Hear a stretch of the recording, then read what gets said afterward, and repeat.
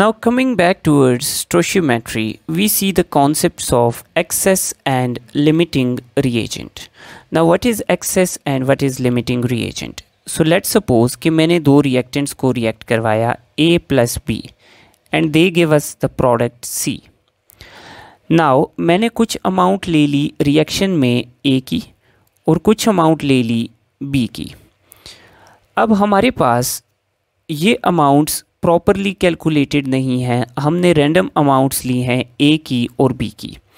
जब हम इन दोनों को आपस में रिएक्ट करवाएंगे तो इनमें से एक रिएक्टेंट ऐसा होगा जो पहले ख़त्म हो जाएगा जबकि दूसरा रिएक्टेंट अभी पड़ा होगा.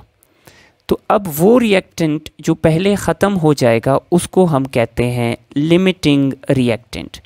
सो लिमिटिंग रिएक्टेंट कौन सा रिएक्टेंट है? It is that reactant which is consumed earlier in the reaction. अब जो दूसरा रिएजेंट है वो लिमिटिंग रिएक्टेंट के कंज्यूम होने के बाद भी पड़ा रहेगा, तो उस रिएक्टेंट को हम कहेंगे excess reactant. So that reactant which is left behind in the reaction that is called excess reactant. तो फॉर एग्जाम्पल मैंने A और B लिए, तो B पहले कंज्यूम हो गया, A बच गया, तो B is limiting reactant, A is excess reactant. Now अब क्वेश्चन ये पैदा होता है कि प्रोडक्ट किसके मुताबिक बनेगा? तो product will be formed according to limiting reactant. तो प्रोडक्ट की अमाउंट को कंट्रोल करता है limiting reactant. So limiting reactant controls the amount of product. कैसे? So ये ऐसे कैलकुलेट आपके पास कंट्रोल करता है अमाउंट ऑफ प्रोडक्ट को कि जब लिमिटिंग रिएक्टेंट कंज्यूम हो जाता है, ख़त्म हो जाता है, तो उस टाइम पे रिएक्शन स्टॉप हो जाता है और प्रोडक्ट बनना स्टॉप हो जाता है और एक्सेस रिएजेंट पीछे पड़ा रहता है. सो इसलिए the amount of product depends upon limiting reagent. So now let's see it through an example. I have carbon and oxygen. Both of them react to give me carbon dioxide. So this equation is balanced. Now अब मुझे question ये आ गया, normally आपको एक reactant देंगे और आपने उससे डायरेक्ट कैलकुलेशन करनी होगी. लिमिटिंग रिएजेंट के क्वेश्चंस में आपको दोनों रिएक्टेंट्स की अमाउंट दी होगी.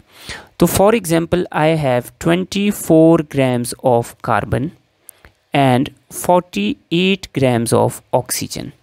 So अगर मैं इन दोनों को रिएक्ट करवाता हूँ तो द नेक्स्ट क्वेश्चन इज़ कि कितनी कार्बन डाइऑक्साइड प्रोड्यूस होगी, लिमिटिंग रिएजेंट कौन सा है, एक्सेस रिएजेंट कौन सा है, और रिएक्शन के बाद कितना एक्सेस रिएजेंट बचेगा.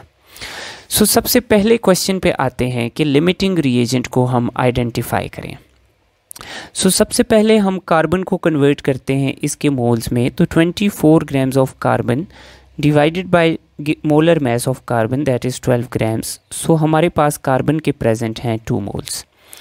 इसी तरह ऑक्सीजन के मोल्स निकालते हैं. Given mass is 48 grams and molar mass is 32 grams and it gives us 1.5 moles. So carbon के 2 moles हैं और ऑक्सीजन के 1.5 moles हैं. सो इस डेटा को हम स्टोइचियोमेट्रिक इक्वेशन के साथ कंपेयर करके लिमिटिंग रिएजेंट निकालेंगे. So according to equation 1 mole of carbon reacts with 1 mole of oxygen. तो अगर हमारे पास 2 मोल्स ऑफ कार्बन प्रेजेंट हैं तो इनको ऑक्सीजन के भी 2 मोल्स चाहिए होंगे रिएक्शन कंप्लीट करने के लिए, लेकिन हमारे पास ऑक्सीजन के 2 की बजाय 1.5 मोल्स हैं. तो इसका मतलब है कि ऑक्सीजन ज़रूरत से कम है.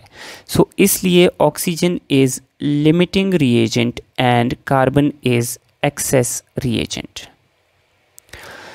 Now the next thing that we have to cover is to find the amount of product. तो amount of product हम ऑक्सीजन के मुताबिक निकालेंगे. तो बैलेंस्ड केमिकल इक्वेशन के मुताबिक 1 mole of oxygen gives us 1 mole of carbon dioxide. तो अगर हमारे पास 1.5 मोल्स ऑफ ऑक्सीजन हैं तो ये 1.5 मोल्स ऑफ कार्बन डाइऑक्साइड हमें प्रोवाइड करेगा. और अगर हम कार्बन डाइऑक्साइड का मास निकालें तो moles is 1.5, molar mass is 44 grams, so 66 grams of carbon dioxide will be formed.